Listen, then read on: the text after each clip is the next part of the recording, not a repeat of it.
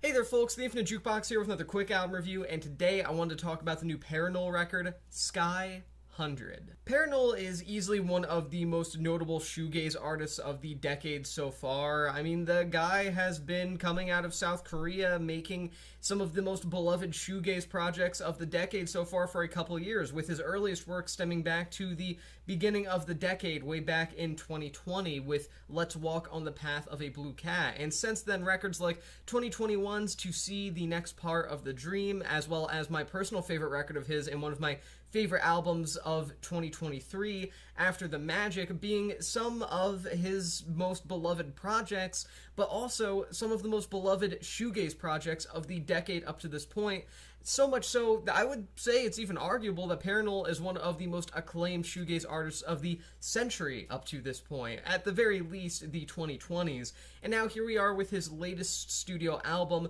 Sky 100, coming off of his Fax Gang collaborative project Scattersun back in June of this year, a somewhat unnotable kind of collaborative record that didn't really get a ton of attention from a lot of people, but I digress. His latest studio album, Sky 100, first solo studio album that he's put out since the aforementioned After the Magic, and it's a solid, genuinely really good record, though I don't necessarily think I would also rank it among his best. On one hand, there really is a lot to like here. First and foremost, I think that the noise influences embraced here are more intense than anything else he's really done in the past. Obviously, shoegaze is an inherently extra loud genre. I don't think it needs to be really said that the most iconic shoegaze bands of all time are based around their own forms of emotive noise, but really it feels like Sky 100 embraces that quality of shoegaze more than anything else Parannoul has done in the past, which,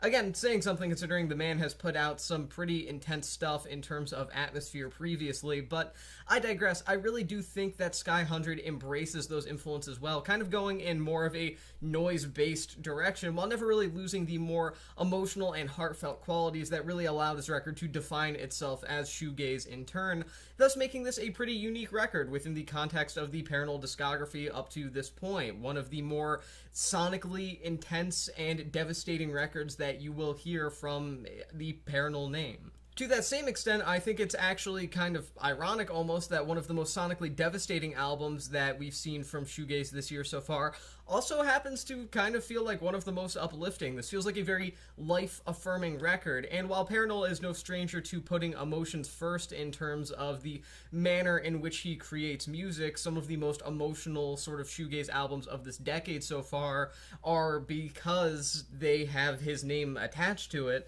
but still, this record does feel like another beast entirely. It feels like something that was made to really soothe the soul in the loudest way that you possibly could, the way that you could kind of take this record as something that's so reaffirming and, like I said before, kind of life-affirming, is really special in a way that I think a lot of people will most likely connect with, and that's a wonderful thing to see. There's already a ton of people finding this to be one of the most emotionally striking, heartfelt records of the year so far, and honestly, I can completely see why, and in this record's better moments, I'm kind of inclined to agree. I mean, the absolutely beautiful track Gold River, the 14-minute epic Evoke Me slapped into the middle of the album, these are tracks that manage to really highlight just how great of a composer, how great of a producer, how great of a performer Parannoul is capable of being. I think that this is a project that manages to really shine in a lot of its most emotionally intense moments, which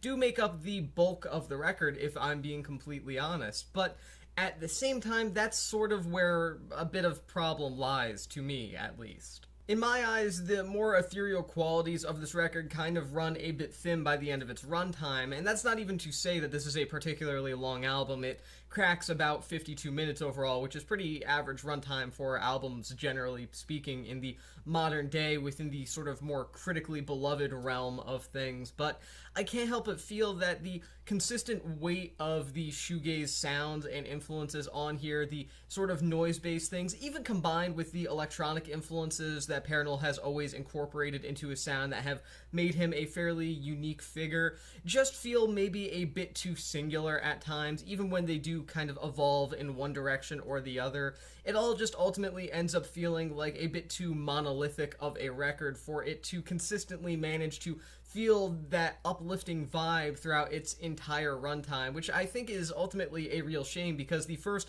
half of this record or so really does blow me away and convinces me of what people say when they discuss this being one of the best albums of the year so far. But at the end of the day, by the end of the record, I feel a bit more worn out than anything, which is arguably at times the intention of the record, to really overload the senses with all of these emotional shoegaze sounds. But at the same time, I kind of can't help but feel like it's just a bit much from time to time, despite the fact that in these better moments that I've mentioned, I really do love the total embrace of the noise side of the genre. Other than that, however, I genuinely do think that Sky 100 is a pretty excellent album from Parannoul. I don't necessarily think it's his best record to date. I kind of prefer his other albums up to this point. I would go as far as to argue that this is maybe even his weakest album to date, or at least his weakest since the first couple of years of the decade. But with that in mind, that's not a bad thing at all, and testament to the consistency of his output since that time,